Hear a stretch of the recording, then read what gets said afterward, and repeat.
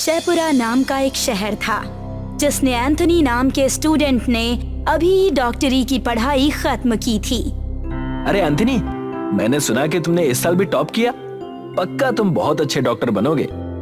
अरे नहीं यार, ऐसा कुछ नहीं है, बस मेहनत करते रहो, फिर सब कुछ अच्छा ही होता है। तो अब जब तुमने टॉप कर लिया है तो अब क्या करने वाले हो?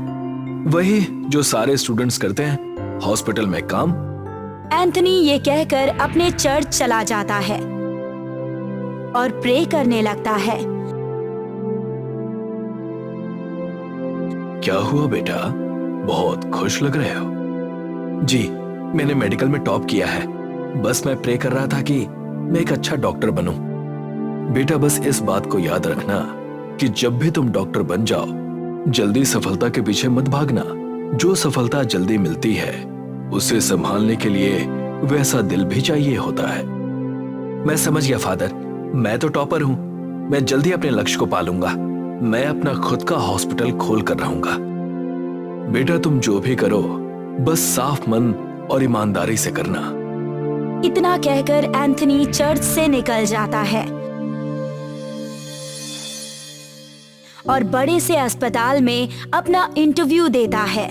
मगर अस्पताल के सिलेक्टर एंथनी से डोनेशन मांगने लगते हैं। देखिए, मैं बहुत गरीब घर से हूं। मैंने बहुत पढ़ाई करके अपने कॉलेज में टॉप किया है। तुमने टॉप किया है या नहीं उससे हमें कोई लेना देना नहीं है। हम यहाँ पर बिना डोनेशन के किसी को भी नहीं लेते हैं। यहाँ पर जो भी काम करता है उसकी जिंदगी बन जाती है। मुझे माफ कर दीजिए, मैंने पहले ही अपनी पढ़ाई के लिए लोन लिया था। मैं और पैसे नहीं ला पाऊंगा, तो हम भी तुम्हें सिलेक्ट नहीं कर सकते हैं। एंथनी दुखी होकर घर जाने लगता है। घर जाते वक्त उसे एक औरत अपने पास बुलाती है। क्या हुआ बेटा, तुम्हारी मेहनत का फल तुम्हें नहीं मिला, इसीलिए दुखी हो ना? हाँ, मगर आपको कैसे पता? तुम बचपन से प्रे करते आ रहे हो, मगर तुम्हें उससे हासिल क्या हुआ? कुछ भी नहीं। मगर शैतानों से मांगो तो वो झट से हमारी मांग पूरी कर देते हैं। चली जाओ यहाँ से। मैं ऐसी हरकत कभी नहीं करूंगा। मैं और इंटरव्यूज दूंगा और एक अच्छा डॉक्टर बनकर खुद का अस्पताल खोलूंगा। एंथनी अपने घर चला जाता है और अगले कई दिनों तक वो इंटरव्यू देता रहता है, मगर उसे बिना डोनेशन के अस्पताल में काम के लिए कोई नहीं रखता। ऐसे ही वो एक दिन नाराज होकर अपने घर में बैठा होता है। मैं कितनी भी मेहनत कर लूं, लेकिन खुद का अस्पताल नहीं खोल पाऊंगा। मुझे जल्द से जल्द सफल होना है। मैं भी इंटरनेट पर ढूंढता हूँ कि शैतान को कैसे बुलाते हैं। एंथनी इंटरनेट पर शैतान को कैसे बुलाते हैं ये देखने लगता है और थोड़ी ही देर बाद अपने घर में लाल पेंट से गोल आकार बनाता है और उस गोल आकार के अंदर स्टार बनाता है और कहता है, अब बस एक ही चीज बाकी है। ये कहकर वो अपनी उंगली काट देता है और अपने खून को स्टार के बीचों बीच चढ़ा देता है और अपनी उंगली अपने हाथ में पकड़कर शैतान को बुलाता रहता है। शैतान, मैं अपनी उंगली तुम्हें देता हूँ, बस एक बार मेरे सामने आ जाओ। और फिर अचानक से शैतान उसके सामने आ जाता है। बताओ क्या चाहिए तुम्हें? मैं तुम्हें वो दूंगा, मगर तुम्हें अपने ईश्वर को छोड़कर मेरी पूजा करनी होगी। मैं तैयार हूँ, बस मेरा खुद का अस्पताल खोलने में मेरी मदद करो। ठीक है, मैं तुम्हारी मदद करता हूँ, मगर तुम्हारी आत्मा आज से मेरी हुई और तुम अपने अस्पताल के लोगों को भी मेरी पूजा करने में लगाओगे। जैसा तुम कहो एज़ेज़ेल। ये कहकर एज़ेज़ेल वहां से चला जाता है और थोड़े ही दिन बाद एक बहुत बड़े बिजनेसमैन का फोन एंथनी को आता है और वो बिजनेसमैन एंथनी को एक हॉस्पिटल बनाने के काम के लिए पैसे दे देता है। एंथनी हर दिन एज़ेज़ेल की पूजा करता रहता है। एंथनी के पास उसका खुद का अस्पताल आ जाता है। इस शैतान ने जैसा कहा था बिल्कुल वैसा ही किया और मैं यहाँ अपनी पूरी जिंदगी ईश्वर से यह अस्पताल मांगता रहा, मगर एज़ेज़ेल ने तो मुझे एक ही बार में यह अस्पताल दे दिया। अस्पताल बड़े ही जोरों शोरों से चल रहा था और अस्पताल में किसी भी तरह की अच्छी पोर्ट्रेट नहीं थी। एंथनी ने अस्पताल का नाम एंथनी अस्पताल रखा और उसने अपने कैबिन में एज़ेज़ेल शैतान का पोस्टर लगा दिया। थोड़े ही दिन बाद एज़ेज़ेल वापस एंथनी को उसके कैबिन में दिखाई देता है। अब समय आ गया है एंथनी, लोगों को इकट्ठा करो ताकि वो मेरी पूजा और आराधना कर सके। जो कोई अपना मरीज लेकर यहाँ आएगा उन्हें मेरे बारे में बताओ। उनके मरीजों को ठीक कर दूंगा अगर वो मुझे अपना लेंगे तो। अगर तुम लोगों को जमा करते हो तो मैं तुम्हें और अस्पताल खोल कर दूंगा। जैसा तुम कहो एज़ेज़ेल। थोड़े दिन बाद एक लास्ट स्टेज कैंसर पेशेंट अस्पताल में आता है। एंथनी जब उसका इलाज कर रहा होता है तभी मालूम पड़ता है कि वो अब इस कैंसर से ठीक नहीं हो सकता। क्या? मैं मरना नहीं चाहता डॉक्टर साहब, मेरी मदद कीजिए। ये मेरे हाथ में नहीं है। एंथनी ने इतना कहा ही होता है कि वैसे ही उसे एक आवाज सुनाई देती है। एज़ेज़ेल है, मगर मुझे कुछ ऐसा पता है जिससे तुम इस कैंसर से बच सकते हो। जी आप जो बोलेंगे वो मैं करने के लिए तैयार हूँ, बस आप मुझे बचा लीजिए। एंथनी उसे एज़ेज़ेल के बारे में बता देता है और वो उसे बताता है कि उसे अपनी आत्मा एज़ेज़ेल को सौंपनी होगी। मैं तैयार हूँ। वो कैंसर पेशेंट भी अपनी छोटी उंगली काटकर अपनी आत्मा को एज़ेज़ेल को दे देता है। ऐसा एंथनी सारे पेशेंट्स के साथ कर रहा होता है, जो भी कोई मरने के हालत में होता है। एक दिन एज़ेज़ेल फिर से एंथनी के पास आता है। बहुत अच्छे एंथनी मेरे नौकर, ऐसा ही काम करते रहो और मेरे लिए अस्पताल के नीचे एक नया मंदिर बनाओ और हमेशा वहाँ लोगों को जमा करके मेरी पूजा किया करो।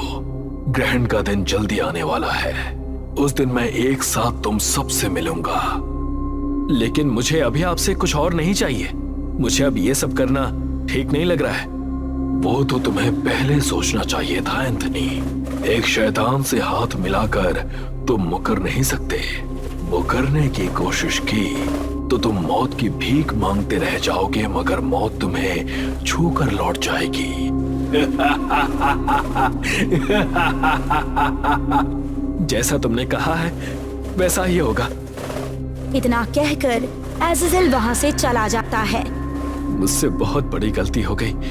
एम्बिशन में इतना खो गया था कि मुझे समझ में ही नहीं आया कि मैंने शैतान से कब हाथ मिला लिया। मैंने बहुत बुरा किया है। मैं आज जाकर फादर से बात करता हूँ, मगर मुझे ये एज़ेज़ेल का मंदिर भी तो बनाना है।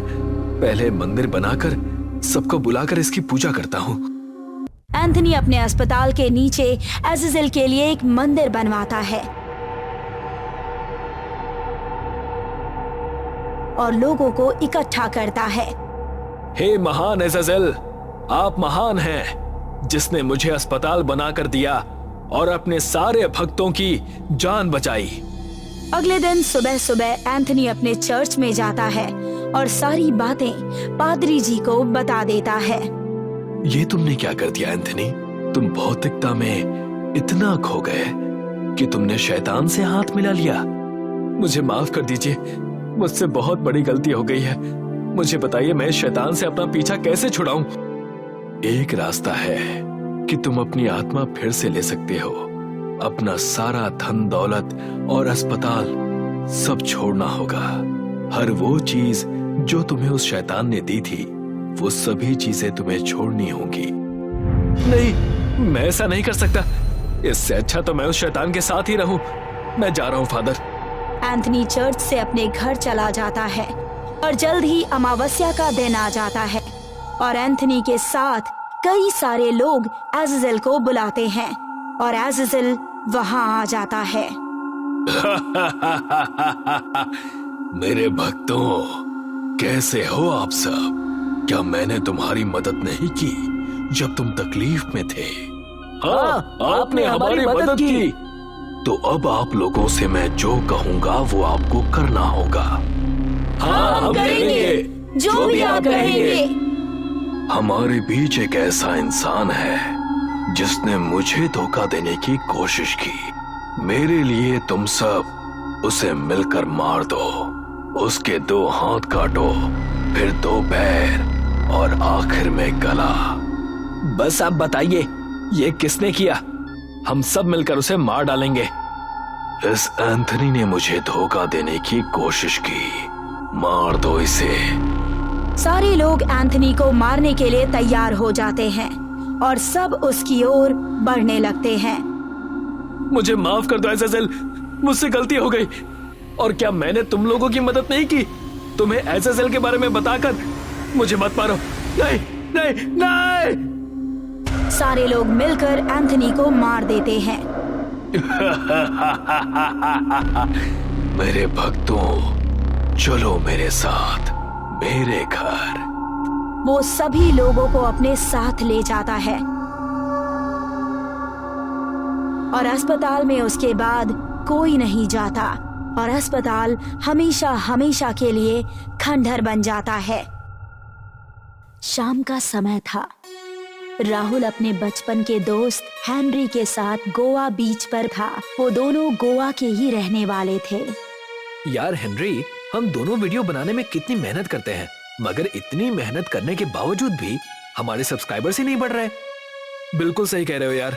और तो और हमारी कुछ वीडियोस में व्यूज भी कितने कम आ रहे हैं। कुछ ना कुछ तो करना पड़ेगा हेनरी। अगर ऐसे ही हाल रहा ना तो फिर हमारा चैनल डाउन हो जाएगा। वो तो होना ही था। शुरुआत में तुमने अपने व्यूअर्स से इतनी बड़ी बड़ी बातें जो मार दी। अरे यार, शुरुआत में तो सभी सब्सक्राइबर बढ़ाने के लिए बड़ी बड़ी बातें करते हैं, तो मैंने भी कर दी। मुझे लगता है कि अब हमें किसी ऐसी जगह का वीडियो बनाना चाहिए जहां इंसान दिन तक में जाने से कतराता हो। लोगों को ऐसी वीडियोस में बहुत दिलचस्पी होती है राहुल। तुम बिल्कुल सही कह रहे हो। मैं एक ऐसी जगह जानता हूँ। अच्छा, कहां पर? गोवा से 10 किलोमीटर दूर एक जंगल है। कहते हैं उस जंगल में जाकर बहुत कम ही लोग वापस आ पाते हैं। कहीं तो उस जंगल की बात तो नहीं कर रहा जो पूरे गोवा में रेड फॉरेस्ट के नाम से प्रसिद्ध है? हाँ, मैं उसी जंगल की बात कर रहा हूँ। आज रात हम दोनों उस जंगल में जाएंगे और वीडियो फुटेज अपने चैनल पर लाइव चलाएंगे। फिर तो मजा आ जाएगा दोस्त।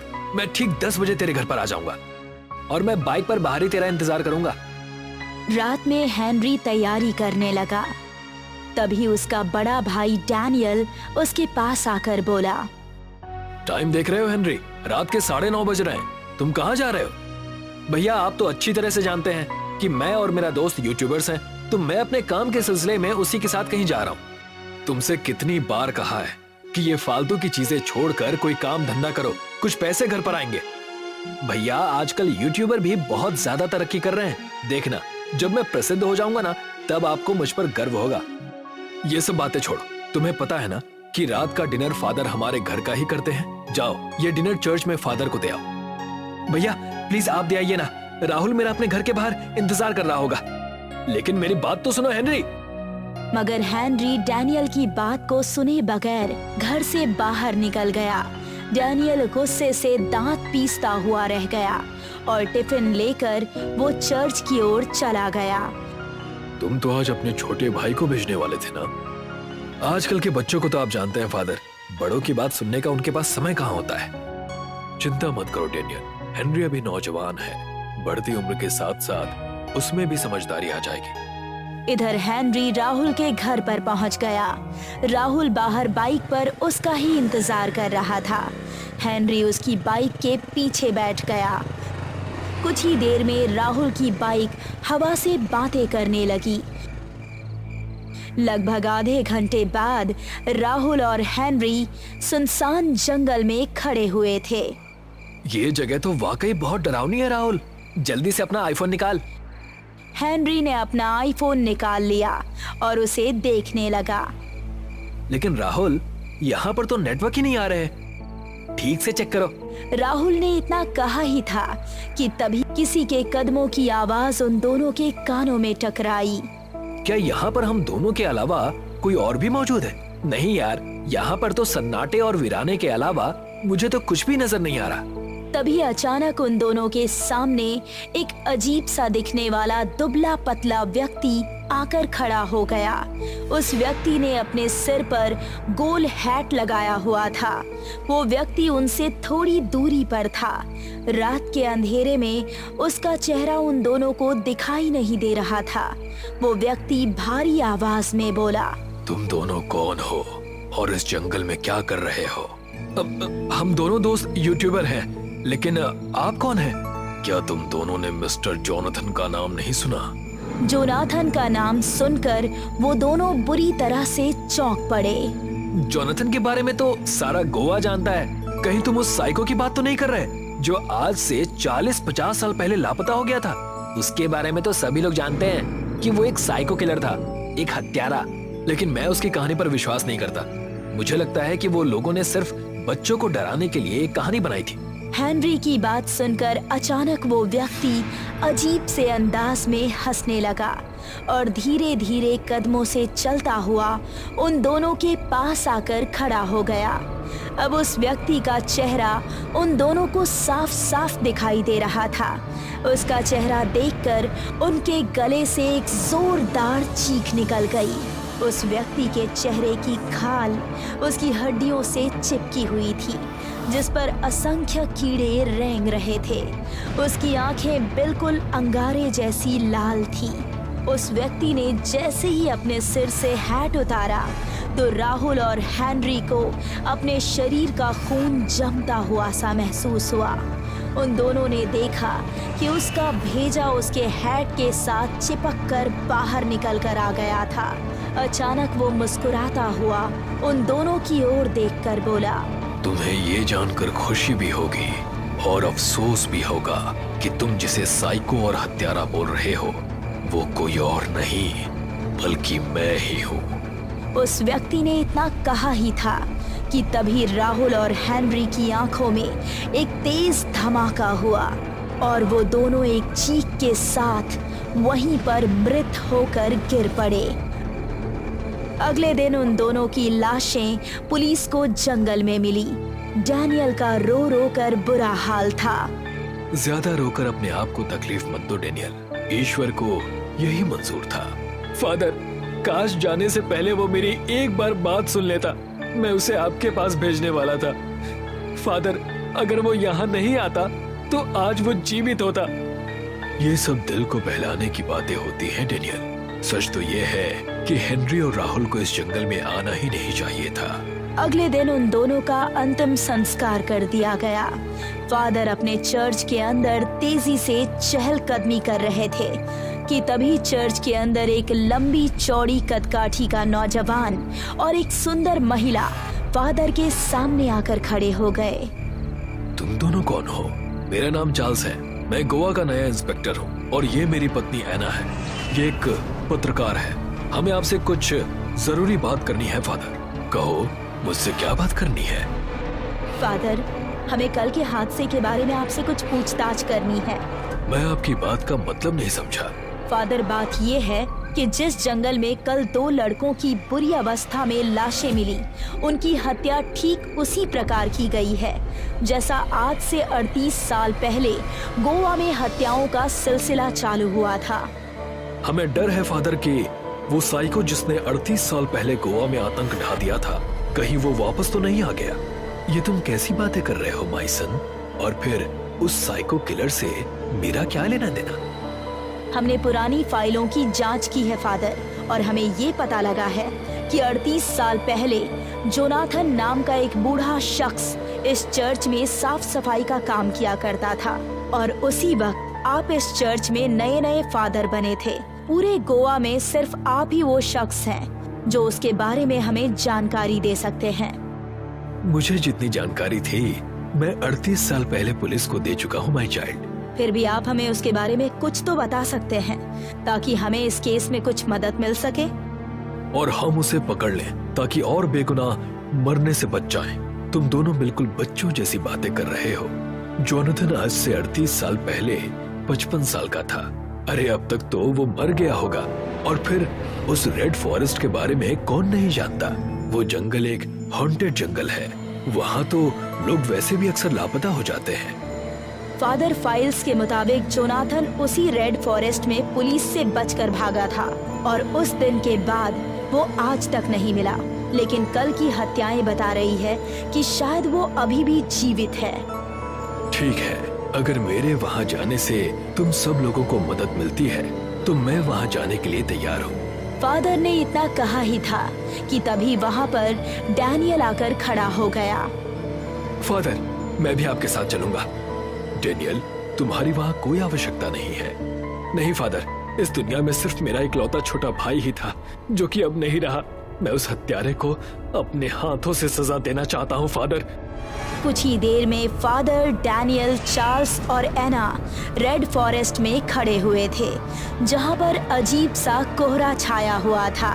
तभी उन सब के कानों में घंटे की आवाज टकराई। फादर आश्चर्यचकित होकर बोले, अजीब बात है, ये तो चर्च की घंटी की आवाज है, लेकिन इस जंगल में तो चर्च के बारे में मैंने कभी नहीं सुना। अगर घंटी बजी है तो यहाँ पर चर्च भी जरूर होगा। फादर, हमें उसे ढूंढना होगा। और वो सब लोग घंटे की आवाज की दिशा की ओर बढ़ने लगे।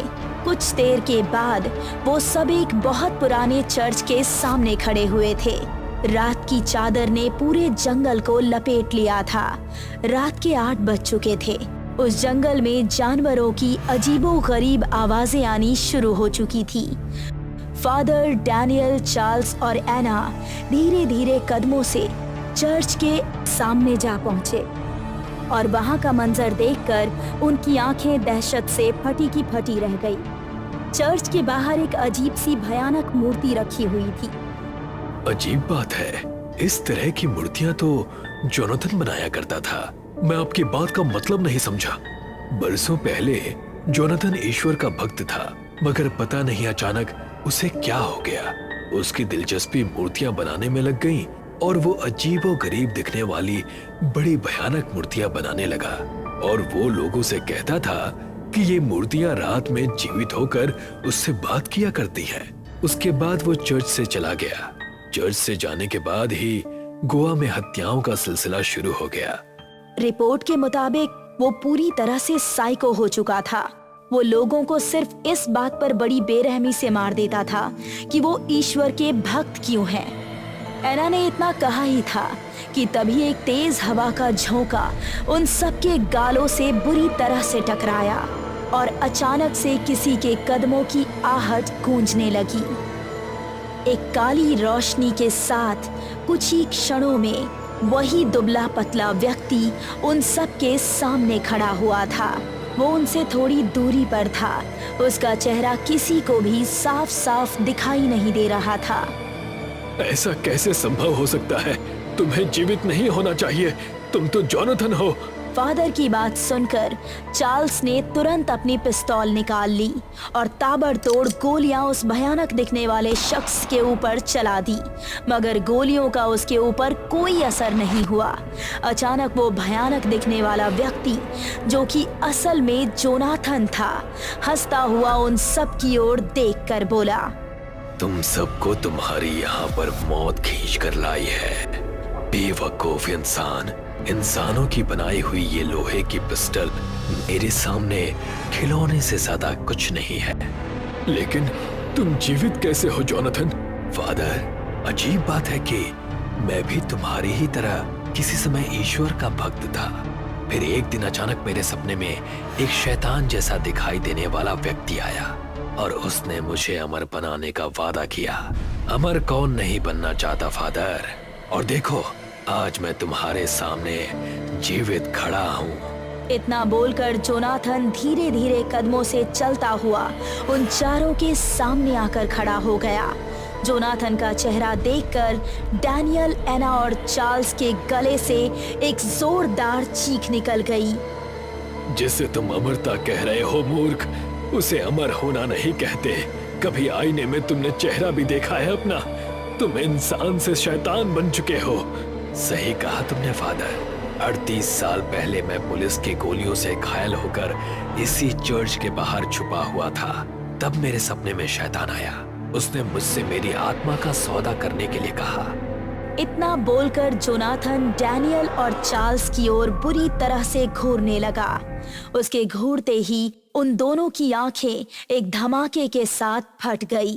वो दोनों दर्द भरी अवस्था में दिल दहला देने वाली चीख के साथ गिर पड़े। ये देखकर फादर क्रोधित अवस्था में जोनाथन की ओर देखकर बोले, जोनाथन, तूने भले ही शैतान के साथ सौदा किया हो, लेकिन तू बिल्कुल मूर्ख है। तुमने मुझे ये बात बताकर अपने लिए बिल्कुल भी अच्छा नहीं किया कि शैतान ने तुझसे एक शर्त पर अमर बनाने का वादा किया था कि तुझे चर्च के अंदर उसकी मूर्ति बनानी होगी। अगर मैं ये मूर्ति तोड़ देता हूँ तो शैतान के साथ तेरा किया गया सौदा भी टूट जाएगा। इतना बोलकर फादर बगल में रखी हुई कुल्हाड़ी उठा लेते हैं और उस मूर्ति पर ताबड़तोड़ वार करने लगते हैं। जैसे ही मूर्ति धड़ से अलग हुई, जोनाथन एक जोरदार चीख के साथ काले धुएं में परिवर्तित हो गया और जमीन के अंदर समा गया। खत्म हो गया शैतान और खत्म हो गया साइको का किस्सा। एना फादर के साथ नम आंखों से उस रेड फॉरेस्ट से घर आ गई।